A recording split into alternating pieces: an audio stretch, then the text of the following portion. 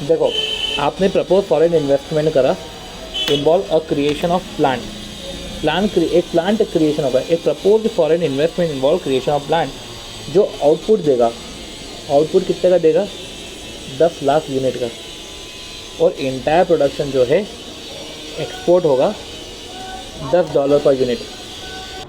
तो propose foreign investment involve creation of plant with annual output 10 million unit है, तो production 10 lakh unit है। Entire production को export करेंगे, इंटायर प्रोडक्शन को एक्सपोर्ट, और सेलिंग प्राइस कितना है, $10।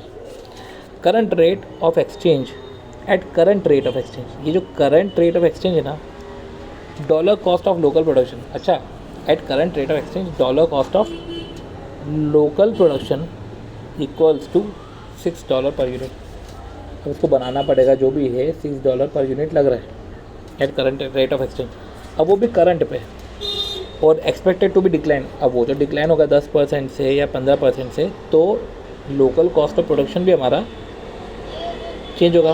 तो देखो, $10 से डिक्लाइन ये हुआ, तो कॉस्ट ऑफ लोकल प्रोडक्शन भी जो $6 था, तो 0.30, 0.15 ये एडिशनल रिडक्शन, मतलब 5.7 हो गया, 5.55 हो गया, और प्रोबेबिलिटी दे के रखे 0.4। तो ऐसे में आप जो है पर्टिकुलर कर लो, कैलकुलेट कॉस्ट ऑफ प्रोडक्शन।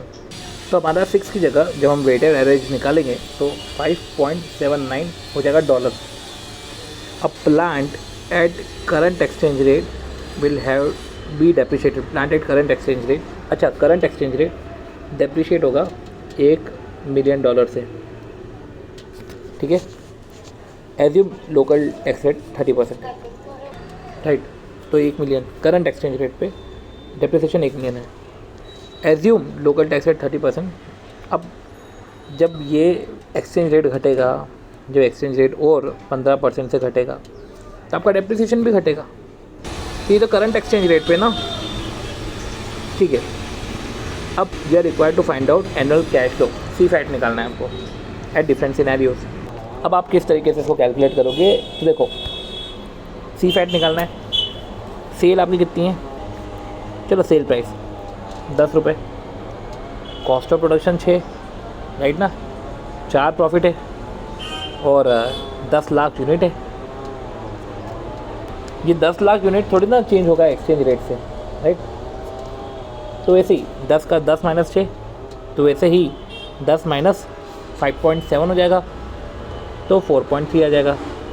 फिर 10 माइनस 5.55 हो जाएगा, 5.55 हो जाएगा, तो 4.45 होगा।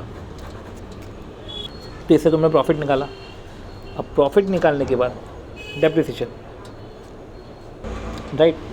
तो जो डेप्रिसिएशन है, क्योंकि आपने प्रॉफिट निकाल लिया ना, तो आप डेप्रिसिएशन माइनस करोगे। तो आपने प्रॉफिट निकाला, जो पर यूनिट प्रॉफिट है, तो उसको 10 लाख से मल्टीप्लाई किया, तो 40 लाख आया, 43 लाख आया, 44.5 लाख आया, ये आपका पूरा आ गया। अब आप डेप्रिसिएशन माइनस करोगे। डेप्रिसिएशन कितना भाई, 10 लाख डेप्रिसिएशन इधर है, फिर वो भी कम हो रहा है 10% से, तो 9 लाख माइनस हो जाएगा, फिर 8.5 लाख माइनस हो जाएगा, फिर आप टैक्स माइनस कर देना, फिर डेप्रिसिएशन ऐड कर देना, तो CFAT आ जाएगा। ये CFAT आपने तो ऑल डिफरेंट सिनेरियोज निकाले। अब एक्सपेक्टेड वैल्यू भी निकाल लो।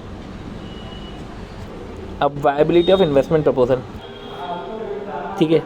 तो इस तरीके से आपने जो है कैलकुलेट करा CFAT और एक्सपेक्टेड वैल्यू निकाला, right.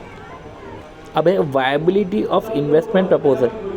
Viability of investment proposal assuming, हम तो इन्वेस्टमेंट प्रपोजल की वायबिलिटी देख रहे हैं एज्यूम करते हुए कि इनिशियल इन्वेस्टमेंट, तो देखो ये एक्सपेक्टेड कैश फ्लो थे। अब इन्वेस्टमेंट प्रपोजल की viability assuming initial investment 25 million का करा है आपने on plant and working capital with the required rate of return 11%। Required rate of return 11% है, right. And on basis of CFAT arrive at option 2, CFAT grow 3% per annum in perpetuity. मतलब ये 2 stage आ गया कि पहला, दूसरा, तीसरे को तो आप डिस्काउंट करोगे ही करोगे। क्या लिखा हुआ है कि on the base of CFAT arrive, ये बोल रहे जो CFAT पे आप अराइव हुए हो, ये जो 31 है, 32.80 है, 33.30 है, पर ये बोल रहे हैं कि CFAT arrived at option 2। Option 2 में तो आपने एक्सपेक्टेड वैल्यू निकाली है, राइट। अब ये ग्रो कर रहा है तो 3%, तो के माइनस जी करना पड़ेगा, मतलब कि एक्सपेक्टेड CF80 32.26 जो भी है, राइट। अराइव्ड, अब ये क्या बोला है, CF80 अराइव्ड, तो D1 अपॉन के माइनस जी, ये तो D0 है, तो D1 अपॉन के माइनस जी, अराइव्ड बोला है। तो ऐसे केस में वो 32.26 लाख जो भी आएगा आपका, आप देखना सॉल्यूशन में, उसको आप जो है ग्रोथ से मल्टीप्लाई करके डिवाइड बाई के माइनस जी करो, वो आपकी वैल्यू आ जाएगी। एंड देन इनफ्लोस आउटफ्लो से आप हटा के NPV निकाल लेना, हो गया आपका ये।